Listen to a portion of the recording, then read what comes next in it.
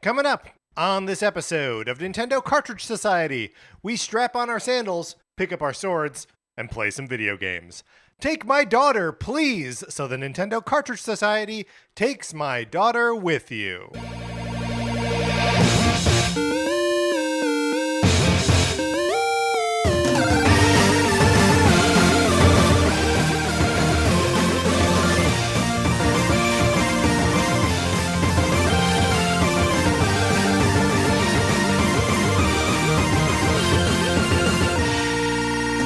Welcome to Nintendo Cartridge Society. My name is Patrick Ellers, and I'm joined, as I'm always joined by my co-host, Mark Mitchell. Mark, how's it going? It's going great. I love that part in Castlevania 2 when you go to a stand-up comics set, and it's like a stand-up comic from like the 1950s. And it's like a hack stand-up comic. Take my daughter, please. Dracula's drive like this. And wolfmen drive like this.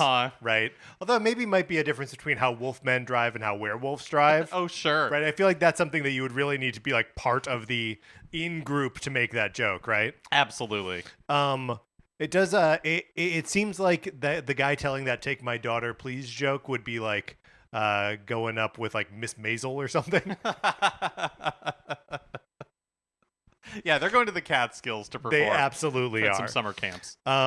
Look, we encountered this the other week with the "Don't stare at the Death Star or you'll die," or "Don't look at the Death Star or you'll die," when it's like, oh, this is really just like an inside joke that was weirdly translated, or just like a joke, a reference that was weirdly translated, and it seems like that's just all this is, except the translation is they got it right. Castlevania 2, what a weird game. The gift that keeps on giving. It absolutely is. But that's not what we're here to talk about today. We are here to talk about epic Nintendo games. But before we do that, just want to shout out the Patreon, patreon.com/Nintendo Cartridge Society, where if you are supporting us at the 8-bit or 16-bit levels, you get access to our once-a-month episodes of miniseries like NCS at the movies. Yes, where Patrick, myself, and usually a special guest are going to the movies together, then talking about that movie and talking about epics. We're going to be talking about Christopher Nolan's The Odyssey this weekend. It's almost as though the two subjects are related. It is. But they're not. Total coincidence. Yes, very excited to, we saw The Odyssey last night, had a great time, and we're going to be recording about that this weekend, so you can expect that probably by Sunday sometime. Also, we have a bunch of other episodes of NCS at the Movies where we have seen movies that came out this year, and some last, and then there are other mini-series that are available on the Patreon as well, some of which are available at the free level and at the 4-bit level, but go on over there, patreon.com/Nintendo Cartridge Society. Check it out, see what's of interest to you and what you're comfortable spending, and enjoy. Also, a thing you could enjoy, the Discord. If you're not in there already, you should be, but you need to be Mark, you need an invitation. Invitation only. Invitation only. I will give an invitation to anyone who emails us. Email us at Nintendo Cartridge Society at gmail.com. Though I suppose you have to like get deep enough into an episode, now about 4 minutes into an episode, before you hear that email and address. Then you have to take the initiative right to reach out to you. Right. Well, and most people who listen to a podcast don't interact with a podcast in any other way. And then you have to get the email back. Right. And then you have to enter that invite.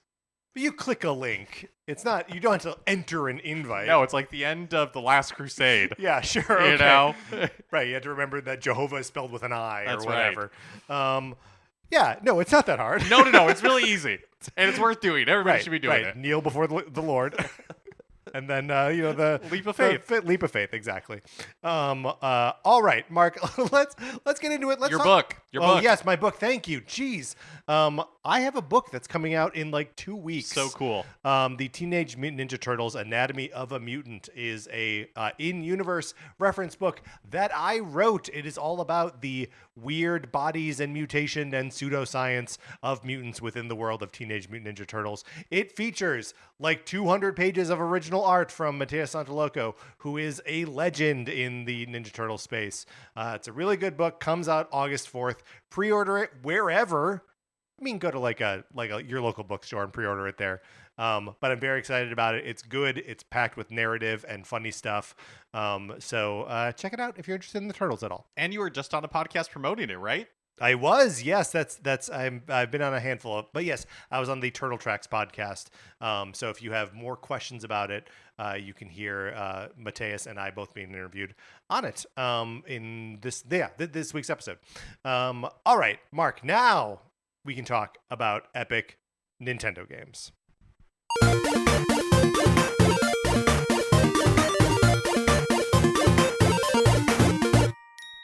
Mark, what do we mean?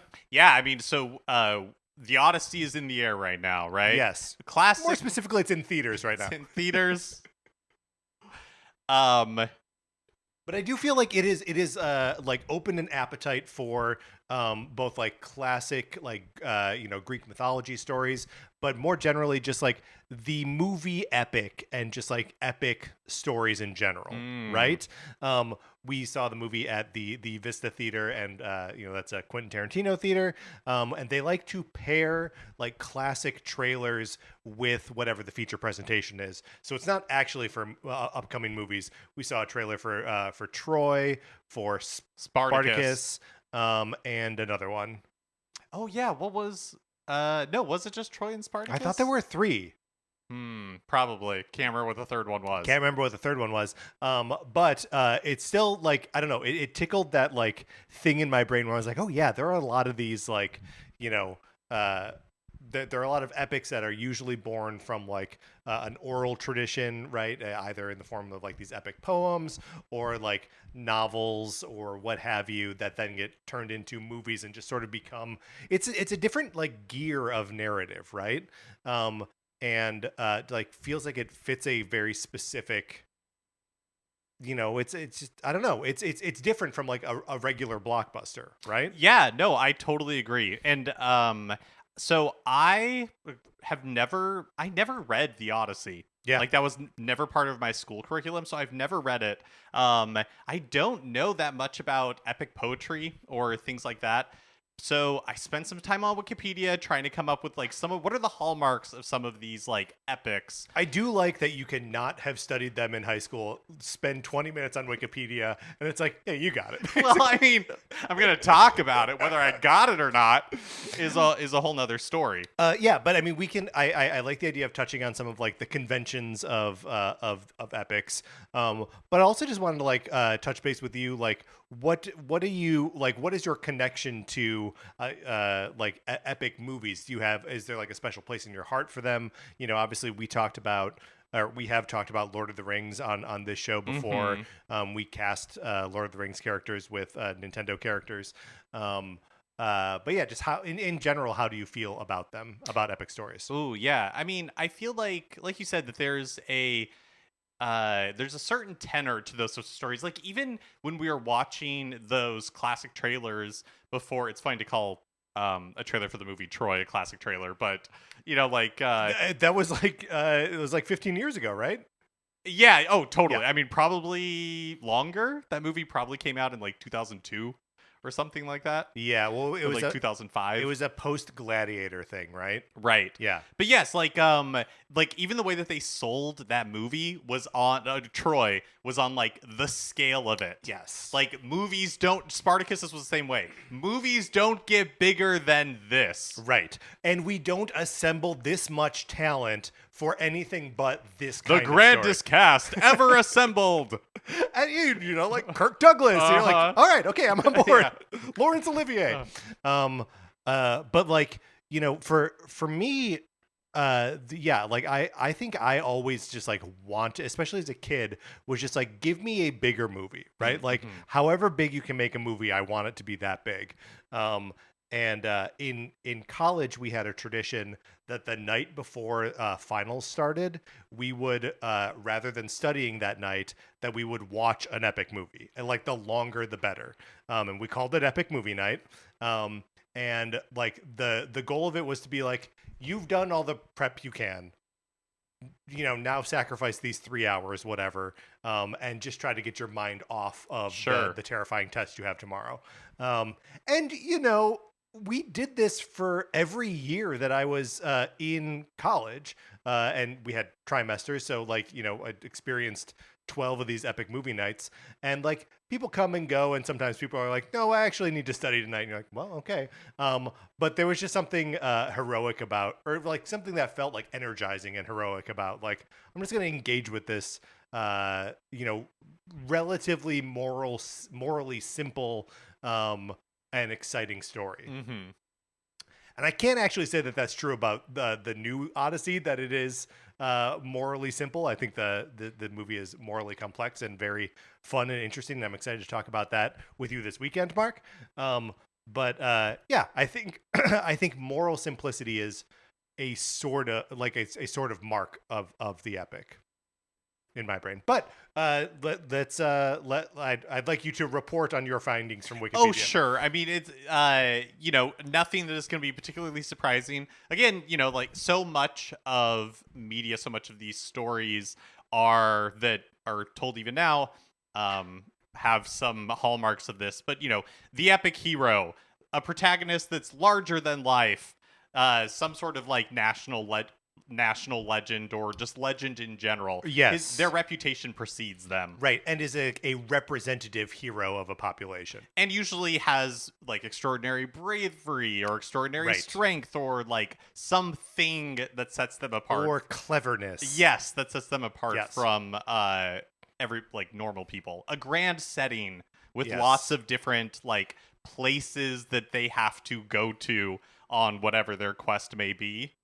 I encountered a piece called what is this? Just Epic Conventions by from J Pellegrino is the author here.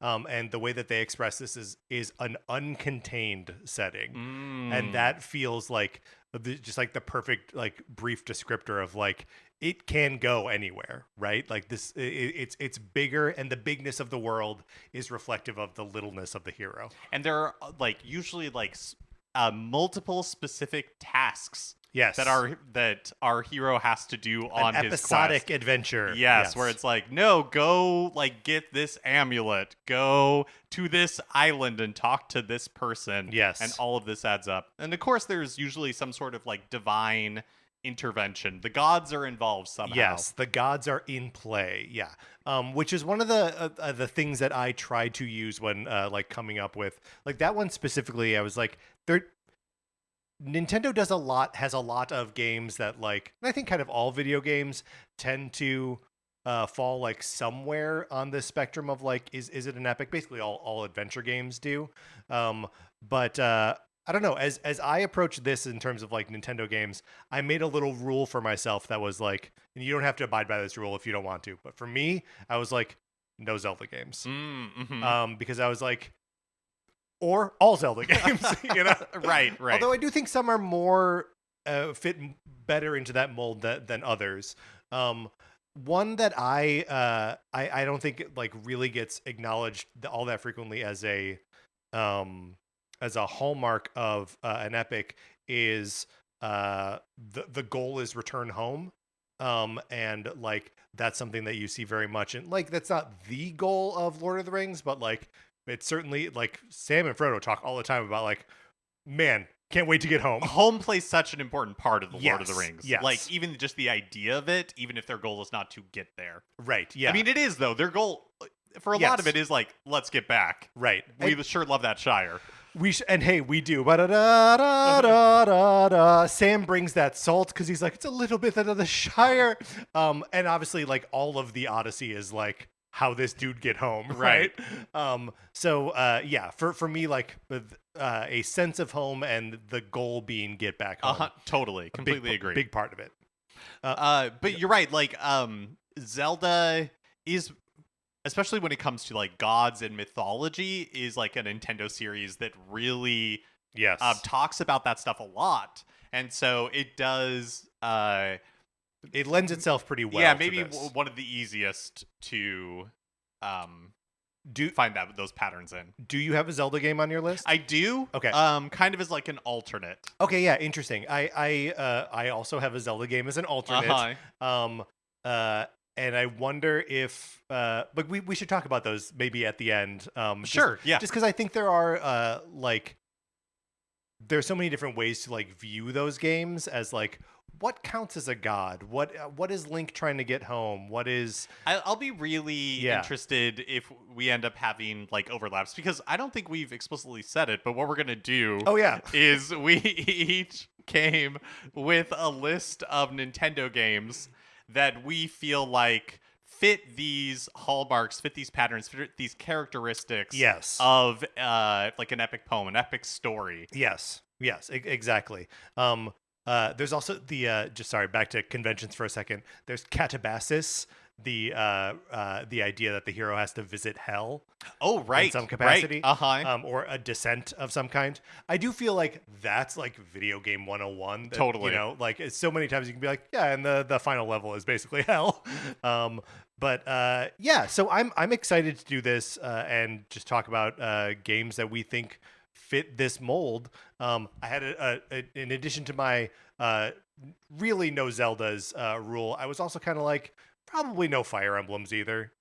I don't. Fire Emblem is not on my list. Yeah. Again, I think you make lots of cases for Fire Emblem. Absolutely. Definitely playing in those molds, but I don't have it on my list. All right. Well, then I think we should just go back and forth between us and suggest some games that we think are, in fact, epics. Great. Yeah.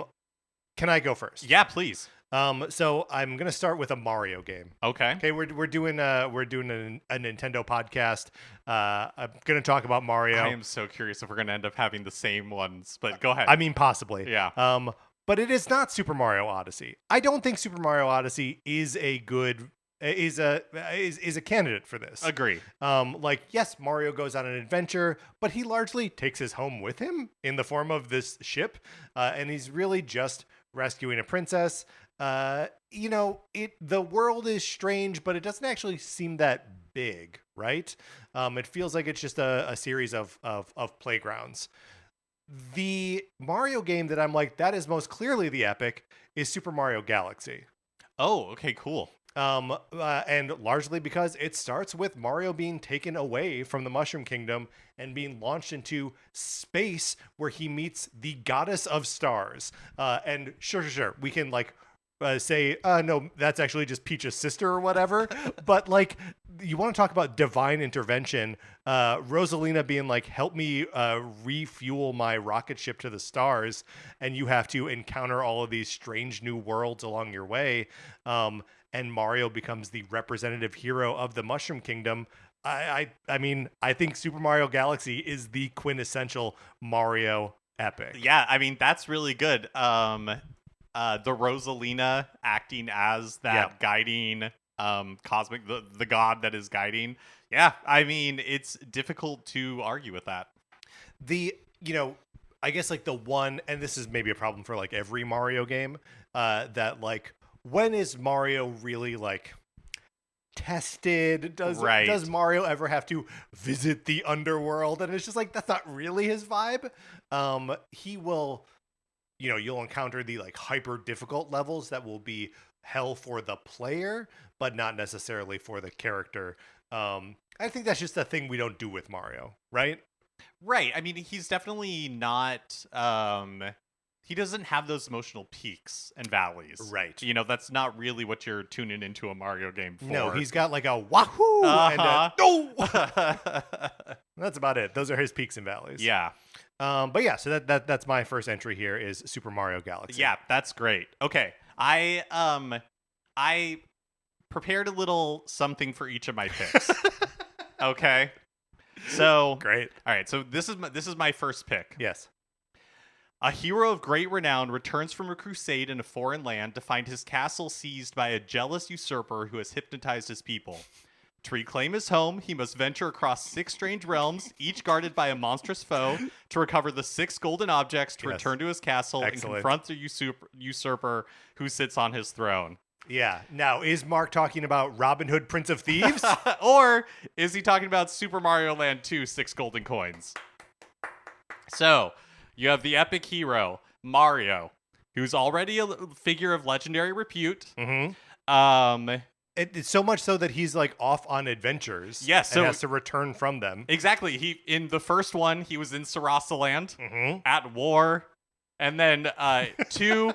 That's his Iliad. That's it. Return is on his way home back to like Mario Island or whatever it's called. Still a confusing concept that I don't really think any of us have totally reckoned with. Mario has his own island and his own castle. Yeah, and so he comes home to see that it is occupied. Yes. And that he's not able to get in. So he has to go to 6 self-contained zones, each with its own boss, to gather a golden coin.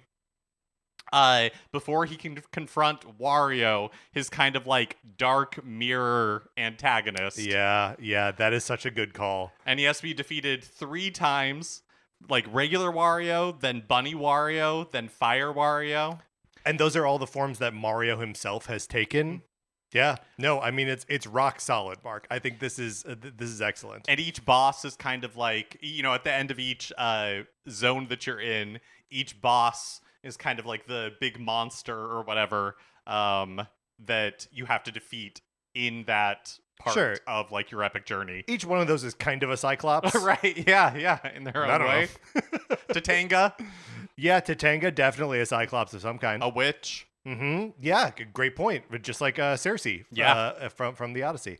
I also like, that's very good. And is maybe the clearest, just like straight up adventure arc that Mario goes on, right? Yeah, it's and the most like weirdly personal. He's not doing it to rescue anybody else. Yeah, he's doing it to like take back his house. Just wants his house back. He just wants his house back, which is so Odysseus coded. That's good. I feel bad for having not prepared this thing that you've prepared. It is so good. I just want to hear you do those now. Okay, so those. After this, I don't have any more Mario. I don't either. Okay, so we're out on Mario. We will revisit Zelda later at the end here. Mm-hmm. My next pick, Mark, is maybe a little down the middle, right? A little obvious, but I'm going with Kid Icarus. I have Kid Icarus Uprising. Okay, great. Yeah, I have the original Kid Icarus. Okay, they're not that dissimilar in terms of story, but the settings for we'll just start with the original Kid Icarus. That like you start off being like sent down to hell. Right, the game starts in hell, in Hades, and he battles his way up. And at the end of that first world, he has like a dungeon trial where everything that you have been collecting up to that point pays off in that dungeon or doesn't, and then you are set with like another set of trials, and you do that 3 times, and at the end of that, you are armed with all of these special items and weapons, and do battle with the final boss, who has thrown you out of Angel Land, and like is just such a linear, clear expression of this, like, you, hero of Angel Land, thrown down, stripped of all power, gain all that power back and confront the final foe and reclaim your home. Like, kind of nothing cleaner than that. Yeah, it's so fun too how, because the game is all about like vertical platforming, from bottom in the beginning, yeah. from like beginning to top, yes. or from like bottom to top, that of course that makes perfect, like the gameplay in that opening section makes perfect sense for the fact that you have been cast into hell, yes, or Hades, and now have to like literally climb your way out of it. Yeah, no, it rocks so much. I was just playing Kid Icarus this afternoon. It's just sort of like a refresher, and again, the Kid Icarus 3D Classics version on the 3DS is the superior way to play the game, because they let you kind of like tap the jump button to slow your descent and correct your jumps. And also you can save the game. But that game is just so cool, and like it works so much on you building up Pit's strength, like in drips and drabs, to like you collect these hearts, which are the currency that you spend to get stronger bows, more life, all this kind of stuff. And you really do feel like weak at the beginning of that game, right? The beginning of Kid Icarus is the hardest part of it. And like you just feel ultra powerful by the end. and it's just a very satisfying like power fantasy in that way. I really talking about Kid Icarus. I miss when in the early days of Nintendo Switch Online with like the NES library, because they never did it on any other library except the NES library. They would do SP versions Yeah. of games because they have one for Kid where they like for Kid Icarus specifically, they put you at the last level with all of the power ups. It's just like Yes. go nuts, like just you're at the final boss, you Right. know. And Which is then so fun to do, and you're like, wait a minute, the game builds up to this, right. Yeah, Yeah. Yeah, it would be fun if they still did that for some of the other libraries, like for the Super Nintendo library. And like, yeah. I don't know why I they think they did dropped do a it. couple for Super NES because like there's an SP version of Mario Kart. I know for Oh, sure. okay, cool. That I like didn't realize that. unlocks all the tracks and stuff. Yeah. But I think it became like a way less common practice after NES. Because they did a bunch of those. They did multiple. I think there are 2 separate SP versions of like Zelda 2 or something. Yeah. But yeah, and that's also something I really liked about NES or Nintendo whatever it's called. What's the name of that game? Nintendo World World Championships NES edition. Yeah. That it would be like, here's a slice, here's a slice, here's a Yeah. slice, and then the final one would be Do the whole level or do the whatever. whole level. Yeah. Yeah, the original Kid Icarus is a great pick. So I wanted to talk about Kid Icarus Uprising. Again, Kid Icarus, such a series that is tied in with Greek mythology already. Right. And so the mapping is fairly easy. I was about to say the character's name is Icarus, but it's not. Sorry, do you have a thing for this? I do Okay, have a yes. thing for Yeah. this. Okay. This is for Kid Icarus Uprising. After 25 years of darkness, a great enemy rises from the underworld and unleashes her armies upon the mortal world. A winged warrior of divine service, who cannot fly without the goddess of light's gift, is sent forth to vanquish her, guided by her voice and shaped by the intervention of rival gods who pull at his every step. Excellent. Love that so much. Yeah, so it Palutena features who I think is not a figure in Greek She myth- is. Okay. Oh no, in Greek mythology. In Greek no, I thought you were mythology. going to say in the first game. Yeah. Right, yeah. No, I don't think. I don't think so Palutena's a either. thing. I Yeah. mean, Pit isn't a thing either. Right. So She's just like his boss. yeah, she like Pit is a servant to the goddess of light, Right. who is Palutena, and Medusa, like who they call like the goddess of darkness, returns to destroy humanity, and Palutena is like, Pit, I am choosing you to be the one to go Right. and like defend humanity. You're my avatar This game on is Earth. cuckoo bananas. It is. Like it really, because so the one of the hallmark gameplay features of Kid Icarus Uprising is like this on rail shooter part, and Pit can't fly, but Palutena gives him the power of flight to get from area to area, and so that's what those like on rail shooters are. It's like It's he's like- being deployed into a combat zone. Yes. And he approaches from the sky via her magic. Exactly. But then like you go to hell, like there is a section in Hades or in the underworld where like you're dealing with Hades, you're dealing with like veridity at some point. Yep. However you say that in like nature sections. But then it turns out that like Medusa, I think, is like not the bad guy after all. Like maybe There's like an alien force that there comes is an in. alien force. Yeah. Like there's like this interlude where a bunch of aliens come down and they try to like strip Earth of its resources. Right. Well, and, Verity is she also comes in as like an antagonist, right? Right. Yes. Yeah. Yeah. Exactly.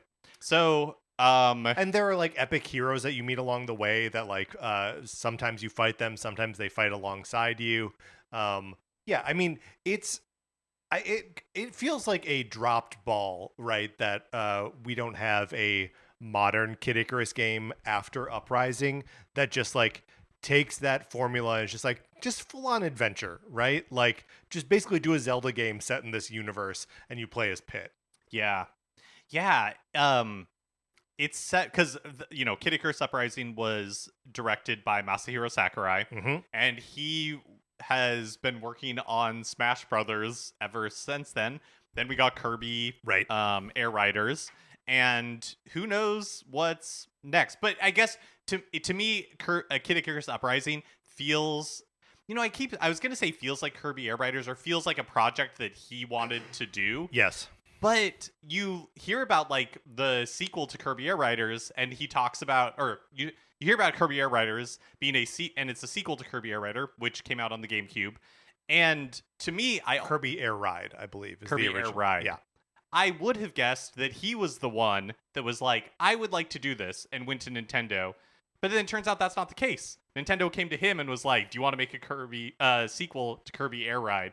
And so I was going to say Kid Icarus Uprising feels like a labor of love by him, where he's like, this is one for me. But I would guess that's probably not true. That Nintendo was like, Right. do something with Kid Icarus, please. Well, and more than beyond that, like I don't think we need Masahiro Sakurai to make another Kid Icarus game. I see what you're think we saying. could do one without him, right? Because like his like devotion to the entire canon of video games and attention to detail makes him, irreplaceable when it comes to Smash Brothers. And like I'm also just like, who else is going to be this obsessive about Kirby? Right, and the very like specific mechanics of Air Ride, so he has to be involved there. But like, you could do all new mechanics for. No, you're right. A Kid Icarus You're game. saying is you're ready for like a Kid Icarus Donkey Kong Bonanza. Yes, absolutely. Like, let's reintroduce Kid Icarus. Blow it out. Yeah, Mhm. exactly. Well, he's got like a bow and arrow that turns into blades, and he can fly. Go from there. Uh-huh. Remember there was that I think it was an Ubisoft game, the Oh, Immortals yeah. Phoenix Rising. Yes, that was like Breath of the Wild-ish. Yeah, there was Breath of the Wild-ish, and the character looked like Pit. Like Nintendo, just do that, but make it good. Yeah, I mean, hey, the 3DS is clearly on their mind right now, right? That's a good point. We got it. We're getting a Star Fox remake and a Ocarina of Time remake, both of which came out early in the 3DS's life. We got a Luigi's Mansion 2 Yep. HD remake a couple of years ago as well. So the time is right for them to revisit Kid Icarus if that is something that they're interested in doing. And a remake would be fine. I would be okay with a remake, but I would rather have something new. There was that. Was it in his YouTube channel, or maybe it was in like an article he wrote for Famitsu or something, where the idea of a Kid Icarus Uprising remake came up, and he was like, "Ooh, that would be difficult." Yeah, I think that was part of his YouTube series. Okay, yeah. Part of Sakurai's YouTube series. And like, yeah, it would be difficult because like that game is really built to use the touch controls of the 3DS. And it's built to do that, but it's also like horribly inconvenient, doesn't feel good to do.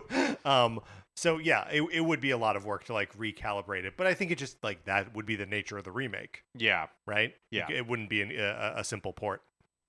Kid Icarus and Kid Icarus Uprising, both I think perfect examples of the epic within the Nintendo stable.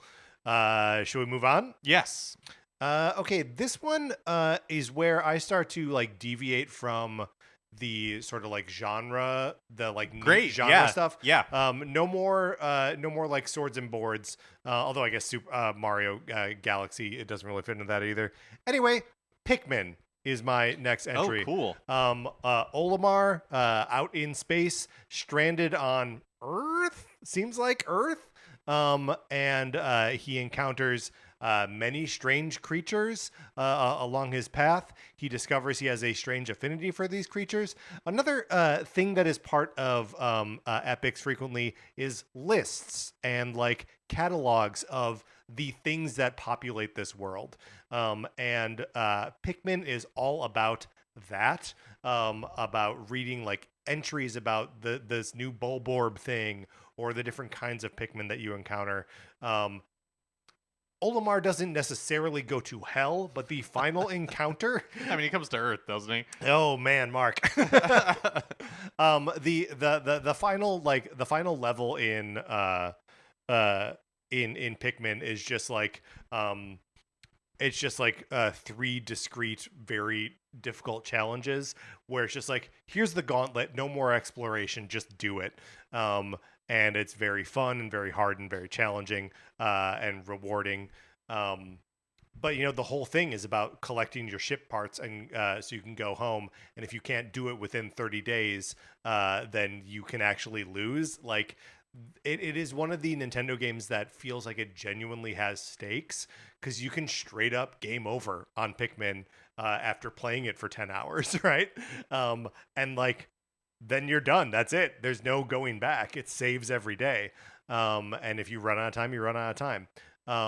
So uh earlier I had said that like the bigness of the world reflects on the smallness of the character, and this is a time where that's like true because of the smallness of the character. Pikmin is so good at making you feel small in a world that the world doesn't seem big. I mean, it does by virtue of the fact that you are so little. But it's very hostile. It's very hostile. Yes. Anyway, so yeah, Pikmin. Yeah, it's like nature working against your return. Yes, absolutely. He doesn't really interact with any gods or any like divine forces in any way, other than just like the world of Pikmin is weird, right? The monsters and bosses and things like that are very strange and like unexplainable, and you just have to like figure out how to deal with them. Awesome. That's a great pick. Thank you. Okay. My next one also doesn't really deal with gods or anything like that. I'll just read the little description I have. A great champion, stripped of his glory and abandoned by his wife, languishes in a failing shop at the edge of his community, struggling to provide for his 10 children. A mysterious stranger arrives bearing gifts and trials, and through them slowly restores the broken hero to his former self, while a forgotten mentor watches from the shadows, ready to intervene should the stranger's courage fail. I am, of course, talking about the Nintendo 3DS eShop exclusive, sadly RIP, Rusty's Real Deal Baseball. Wouldn't be an episode of our show if we weren't talking about Rusty's Real Deal Baseball. So in this instance, I would posit that you, dear player, are the god of this world, because you're the one that's visiting our hero. Yes. Right? Your me is going to the hero's shop, and you are the one who is interacting with the hero. Yes, bestowing on him the gifts and artifacts that he needs for his personal journey. So this is maybe a little bit of a twist, because there is a homecoming reconciliation at the end of the game. Right. Mitzi, Rusty's wife, Mitzi, who we thought like abandoned him. And their 10 children. In reality, where did she go? She was just like at her sister's or something. She was gone. Yeah. But she was always coming back. Yeah, and like Rusty's shop gets destroyed by his kids. And so he's at like his lowest moment, and he's like, actually, maybe it's a good thing that my shop, that like my baseball memorabilia shop is gone, and now I can like move on with my life and rebuild. And let me go back to the shop and see who the new tenant is. And it's his wife, who has started a restaurant. They have communication problems even to the end. Yeah. And she's like, why start communicating now? There's space in this restaurant for your shop, but they work together. There's like that reconciliation. But anyways, the journey for Rusty is not one of like space. It's not one of going to all these different places. Right. It's not through conquest of like a foreign power, but it's the most difficult conquest of all. Sure. The conquest of oneself. Right. Untying the Gordian knot that is oneself. Yes. What's interesting is like there are sports epics, right? Like I do think that is a fair like genre overlap. Totally. While Rusty doesn't play any baseball through the course of the game, he is selling you and curating a collection of baseball mini games that you play and have a great time with. I think that the sort of clear narrative of like mastery of a skill and like repeating it, that feels like the sort of like leveling up of a hero on a quest. as well. Yeah, absolutely. Man, Rusty Real Deal Baseball remake when? An epic game for an epic time. It That'd be great. They do a remake, and so it's like one last thing in this Nintendo Direct, right. and it opens with like the epic game returns. Yes. A story that was once told will be told again. A hero defeated. But you're right. I do think sports sports movies, like something like Rudy, Remember the Titans, where it's you know Yes. like ragtag group, like underdogs against the odds. Major League. Yeah. Rookie of the year. Sure. Angels in the outfield. Like they have that, when those like epic scores are Real going, ones too. and, like, Field of Dreams, The Natural. Like, but, yes. yeah, but like when the score's going, Yeah. the like violins of reconciliation are playing. Like it has that like big emotion, Yes. and they follow a lot of the same, like hero's journey arc that we associate with these like mythic stories. Yeah. Yep. No, I agree. I think that's a good, if not strange pick. Okay, this is my last real one, and then okay, I'm only on Zelda now, baby. You're only on Zelda now, baby. So Okay. go ahead and do your last pick. For my last real one, this is a game that came out pretty recently, within the last year, and a game that Mark, you and I have talked about extensively on the show before. It is Metroid Prime 4 Beyond. Oh. And it is different from the other Metroid games in that Samus gets zapped to a strange world with which she has no familiarity. And the only thing that she has to do is like get back home. While she's there, she encounters the basically gods in the form of these deceased Lemorn, these this alien race that had mastered the like magic life force that was on this planet, and developed all these technologies, which are then turned into weapons and artifacts that she uses to advance That along the way. operate like magic objects. Yep. This is good. She meets all these other characters along the way that like, is she rescuing them or is she just sort of like encountering them, and like they have their own like interiority and their own lives, and they help you and you help them and all this kind of stuff. And then there is a like long-running villain who is also like largely absent from the proceedings, and then shows up at the end to have this like huge grudge against Samus, and like kind of wrecks up what is the sort of expected, spoilers for the end of Metroid Prime 4. That it's you and all of your Federation like troopers against Silex, and they're actively fighting him, and like you have to like heal them and all this kind of stuff. And you get to a point where like the portal's ready to go, you're ready to get out of there, and you're the only one inside this like bubble getting ready to be ported off this planet, and Silex like is gonna wreck up the machine, and they sacrifice themselves so that you can get away. And in some ways that like breaks the sort of kind of simple dumb blockbuster narrative of like Samus it was always going to protect these guys. Samus doesn't really care about these guys, and the sort of clarity of Samus's morality at the end of Metroid Prime 4 is so refreshing and interesting. It says something about her character that is not expressly revealed in other games necessarily.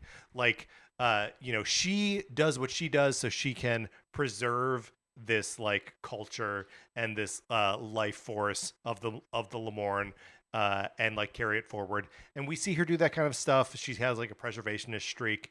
She rescues the alien animals at the end of Metroid, Super Metroid, and at the end of Metroid Fusion. So like it's part of who she is, but this game sort of makes it explicit that like she cares about that more than people. And I know that ending rubs people the wrong way, but I'm like, that's who she is. And there's something about that all of these trials adding up to this clarity of intention that I really admire. And I think that the storytelling, especially at the end of Metroid Prime 4, is very good. And I don't think the game is talked about that way. Yeah, that's really good. I think that's a great pick. And even on like a superficial level, there again, more I guess spoilers for all these games, but Metroid Prime 4 is the most recent one we're going to talk about probably. But like you descend with your crew with like those Yes, into the mine. space marines, Yeah. like into the mines. Like you descend and then have to make your way back out once you've retrieved. I can't remember what Whatever MacGuffin you're core like going is down. there. Yeah, uh-huh. Who knows? But yeah, like the game is all like trials and exploration and a vast wilderness that like you never really get to master. And the Lemoran, even in the way they're presented, are very like deity-like, very Yeah. godlike. I do think that like in a couple years we're gonna look back at Metroid Prime 4 and be like, pretty good, right? It has so many. I think it gets. It wears out its welcome. I think so too. But the opening hours of that game are really good. The planet you're on, like the art design, Euros. yes, is really cool. Yes. I think it's a great looking game. That just gets a little saggy in the middle. Yeah, I mean, I think so too. But as we've discussed, like, I think that's just a Metroid Prime problem. I think they all do that. And maybe this one least of all. I don't know. But I agree. I think it ends on such an intriguing note for Samus as a character. Yes. Which is, I can't remember the last time I ever thought that, to be like, I am excited to see. I hope they make a 5th Metroid Prime, because I want to see what they do with that. Right. Or at least another game that takes place after that, right? Yeah. Because we believe that Metroid Prime 4 takes place like away from the rest of the Metroid Prime series, right? Well, I think my memory, then somebody please correct me if I'm wrong, is that the answer to that was like, well, when she got zapped to Vuros, it could be any time. So it doesn't really. Yeah, sure. Well, yeah. I just mean for her, right? Like for her internal consistency. Oh, I don't think so. I think it's pretty like takes place around the same time as 3. Okay. But I don't know. All right. Right. I don't We don't know. We don't know. Yeah. Great. Yeah, that's an awesome pick. Thank you. So on to Zelda's. Let's talk Zeldas. Okay. I'll start with mine, I guess. Yeah. I'm you've curious got a thing prepared. But yeah, yes. I'm curious if we'll have the same one here as well. Okay, so a proven hero sailing home from distant lands Yes, is this caught my in a pick as well. storm and washed ashore on a mysterious island that exists nowhere in the known world. He is told he must descend into 8 labyrinths and retrieve 8 instruments of song to awaken a great sleeping deity to find his way home. Legend of Zelda: Link's Awakening, still something that like the narrative of Link's Awakening is so big, because the ramifications are that, spoilers for Link's Awakening, that the island, Koholint Island, only exists within the dream of the Windfish, and your only way off the island is to wake the Windfish and make the island cease to exist. Yeah, so all the characters you meet, Marin and all of those folks, when you complete your quest, Right? they all cease to exist. That goat that's catfishing that guy. That's right. Cease to exist. Cease to exist. And like this is also such a clear, when you go to the Windfish's egg, at like the end of the game, it is a descent into hell, right? You're fighting like shades of the bosses from earlier in the game that are dubbed nightmares, and among them is Ganon. And they're all telling you, like, you are going to destroy this world. Yes. Like, do you understand what you're doing? Yes. So, like, the villains are. It's really interesting. Right. And again, not to explore too much of Christopher Nolan's The Odyssey, but like, you are about to destroy our world is a little bit the narrative thrust of his take on The Odyssey, that like you have destroyed civility and like the world feels unstable now because of something you did. Not something you expect in a Zelda game, right? Yeah. You expect a Zelda game to be like, oh, it's sad you got to grow up and then fight a bad guy. But yeah, Link's Awakening is just a genius expression of this sort of epic tradition. Did you have another Zelda one? No, that was Okay. it. Yeah. No, that was my number 1 pick too, which is interesting because it is one of the smaller Zelda games, Mm-hmm. right? Like you would almost think that like Twilight Princess or Ocarina of Time or Breath of the Wild, um, but like those narratives all feel like they're doing something a little bit different. And I feel like a lot of times there's a lot of like implied narrative in most Zelda Yeah. games. There's a lot of like world building, but not necessarily explicit. The stories themselves are not that complex. And like you said, the maybe Majora's Mask is the other one that's in a Yeah. similar vein as far as narrative complexity goes, just because it's this time loop where you are writing things in one playthrough, and then when you reset time, those have Yeah, been you reset lose as it. well. Yeah, yeah, consequences. So yeah, there are consequences to like your actions, and your goal has consequences. But yeah, for a Game Boy game, Yeah. like one of the most, if not the most complex, like explicit narratives in a Zelda game.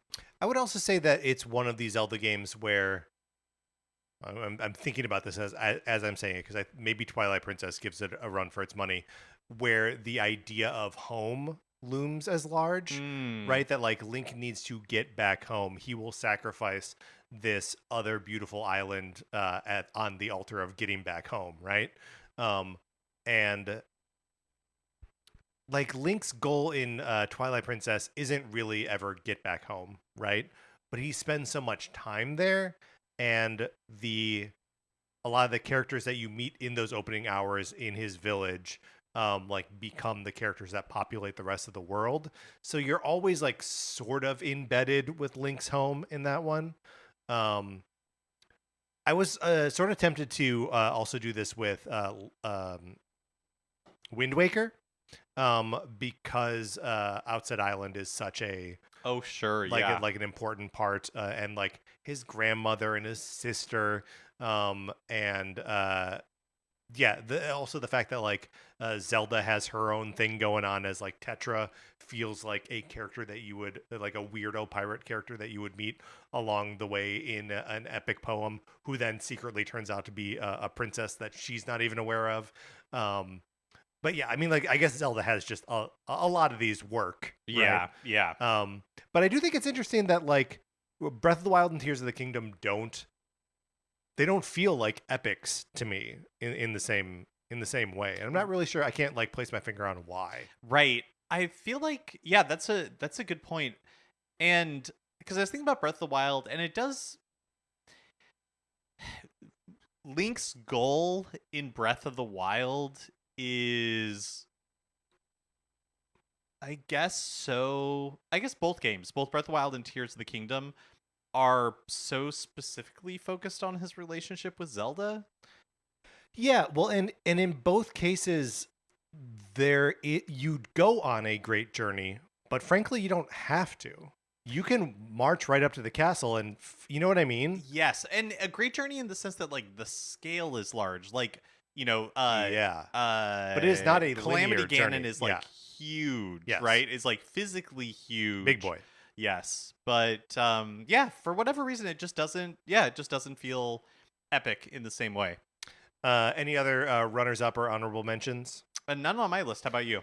I mean, only the things that make me sound the most like me on this podcast ever, like Star Tropics. Oh, sure. Mike Jones goes to visit his uncle, finds out his uncle has been kidnapped by aliens, and has to sail the seven seas and then eventually go into space to save him. Pretty epic in that regard. Also, Star Tropics 2, Zoda's Revenge. Right, he's got a tumble through time, meeting Cleopatra and Sherlock Holmes, all these other mythical figures, and of course, and this may be just a function of the characters that the game uses, but codename Steam on the 3DS. Now that is a 3DS game that needs a remake on Switch too, where you play as characters that are partially from American history, partially from American folklore, and partially from like literature. John Henry and Abraham Lincoln and Some like Wizard of Oz characters, yeah, right? yes, well, like Tiger Lily, So yeah, weirdo game when you had to fight aliens and stuff. But yeah, those are all my sort of like runners up. And again, I just feel so like myself on this show talking about that. All right, Mark, I think that is going to do it for our list of epic Nintendo games. Let's close this out. Hold on, I muted this.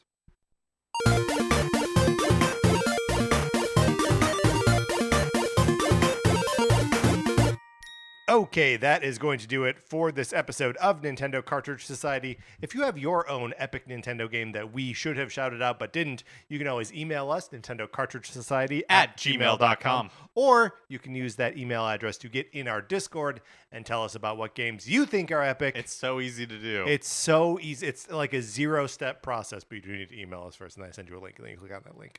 All right, that's going to do it for this episode. Thank you so much to our 16-bit patrons, Connor McCabe, Kyle Seaborn, Drew Mackey, and Anthony Lobergellis. Anthony DeLuca made our logo, and our theme music is provided by 8-Bit Betty. You can get more of his music by going to 8bitbetty.com or by listening right now. For my co-host, Mark Mitchell, this is Patrick Eller saying thank you for listening.